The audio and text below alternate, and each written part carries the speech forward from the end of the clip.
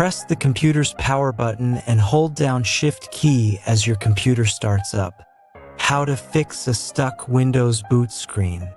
Press the computer's power button and hold down Shift key as your computer starts up. Click Troubleshoot. Click Advanced Options.